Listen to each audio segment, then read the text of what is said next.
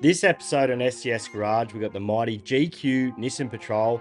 She's a 1991 model. It's a very hard working old truck, this one, and we're going to be tackling the rear wheel bearings.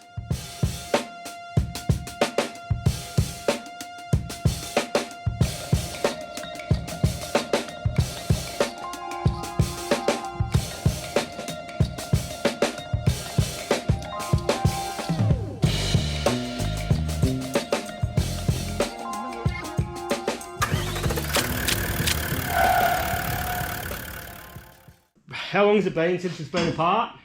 Oh, well, a long time. Long time, like 10 years. Oh, it'll be longer. She's a very hard working old rig. Anyway, so we're going to get in and do the wheel bearings. It's a good one to do because these rear wheel bearings are pressed onto the rear axle. They're not a full floating setup like a Land Cruiser. I've never done this. James reckons he's got a really good way of getting this bearing off. I'm curious to watch and see how that happens. So let's get in and do a bit of work on the old Datsun. Well, we're not just going to rely on the jack. No. What do you mean? That's at least $100 super cheap auto jack. First thing you're going to need to do is jack the car up, put on jack stands, and make sure it's nice and safe. In case you need to leave it there for a few days, you can run into issues doing these things, as we did, and you'll see shortly. Getting the drum off sometimes can be quite tricky. You really need to back those brake shoes off. The drum can wear a bit of a lip in it, and grab hold of those shoes when you're trying to get it off. Persist, a rubber mallet would be the go. A hammer's what was on hand for us. But once you get that drum off, you start to see what's going on inside.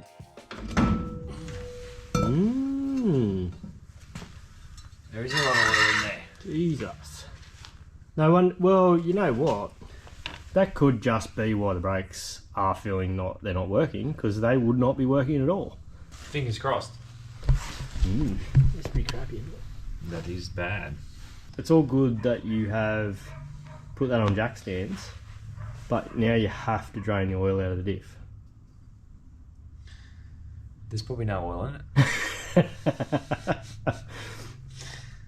Because it'd fit in here in this shed if there is no oil in it. It would fit right in. Yeah, you've done it before. Yeah, I've done it before. Yeah. But what you generally do then is just fill them up, keep driving them. That's the plan. Okay. So if you did want to do the wheel bearings without replacing the diff oil, you could just jack one side of it up at a time. Obviously the oil would run to the other side and you keep the oil in the housing. Continue disassembly of the brake shoes. We are going to replace them. As you can see, these things are covered in oil as that axle seal has been leaking. All 4x4 spares is not currently open at this hour, but they will be in the morning, and we'll be getting some rear wheel cylinders. Yeah. Because that is pissing out. That's squirting everywhere. So is it a mixture of oil and brake fluid? I'm surprised the brakes were working at all. They won't.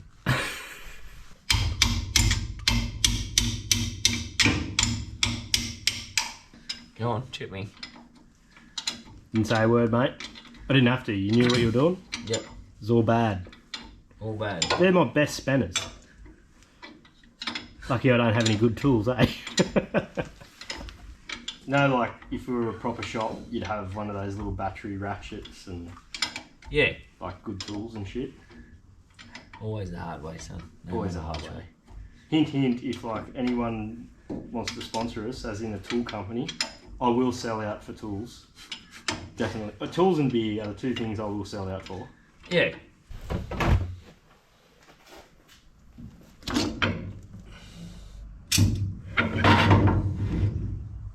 Pull the axle.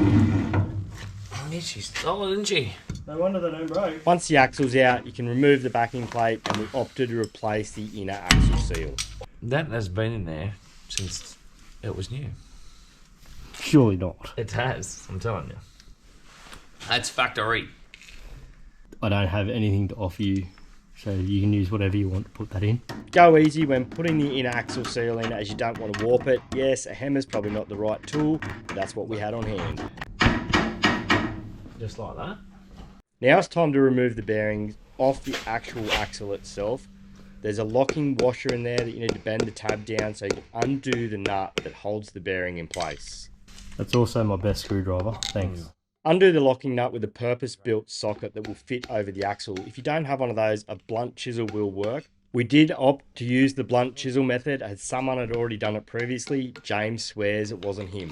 I will say I'm surprised you actually went the right way there. Just saying. That's a fair comment. It is.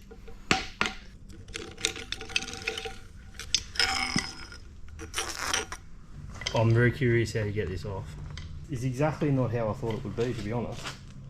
No, it's not. Not how I thought it was going to be either, but anyway. I love that. We'll work it out. We will. I have no idea how you get that. Anyway, so magic of being on camera, I'm going to figure this out. Well, actually, I probably won't. James will figure this out, and then we'll show you how to do it when we learn how to do it. Sounds good, eh? Yeah.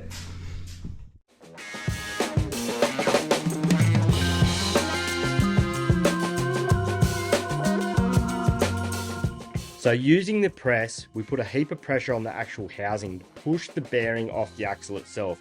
And that is apparently how it's supposed to be done. We tried to then add some heat with my little soldering iron, and I know it's a bit laughable. We then did go to a bigger blowtorch, but the bloody thing just wouldn't budge, and only using the steel bars, we were really worried we were going to warp it or damage the housing. So we went to another method, and it's a method that anyone could do in their shed. Yes, it's not pretty, but it got the job done and we didn't damage anything.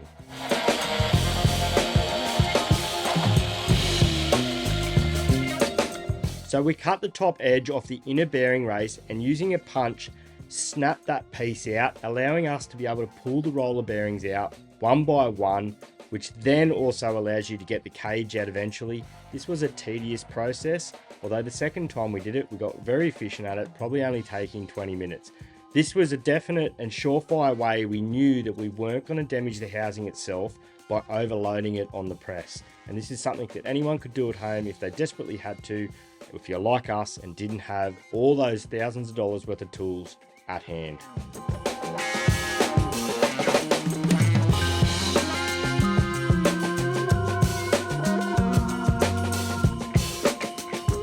Once we got all the roller bearings out, we peeled the cage out and then put a cut on the inner race of the bearing housing itself.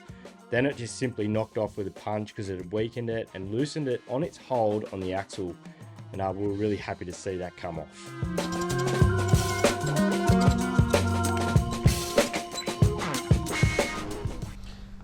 And that is how it's done. Actually, that's exactly not how to do it. No. It worked, didn't it? It did work.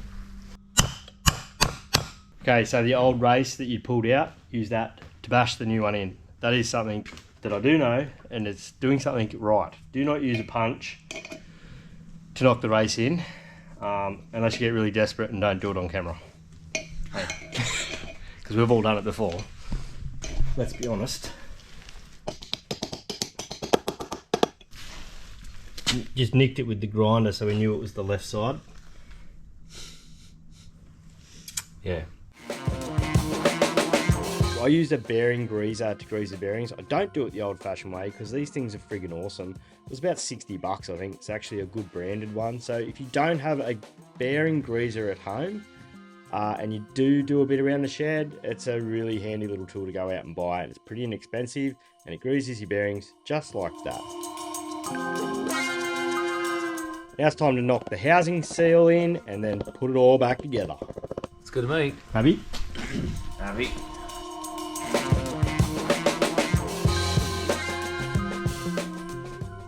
I'd say this is one of those things that everyone would have a different opinion of. Do you fill it chock-a-block or do you not? Well, that's right. It's only going to put pressure on yourselves if you felt too much in it. Well, it will expand to some degree, won't it? Now at this point we did use the press to push the bearing back on with the correct size piece of pipe. Make sure you do clean the inside of the pipe out. You don't want any sand or any shit going down into the bearing. This is something I can imagine you can do with a mallet and a hammer and a block of timber to knock that bearing back on. So if there was no press in this shed, we still would have got the job done. The fact that we do have it, it is a nicer way of doing it and we did utilise it. Reinstall the locking washer and screw the nut down tight over the top of the bearing. And bend one of the edges up on that washer to lock onto the nut itself. and you're ready to put the axle back in.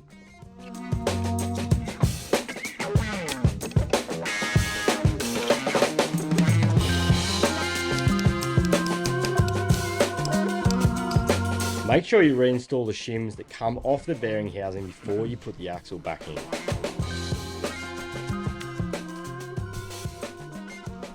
Righto, there's plenty of comments to make down below on this one.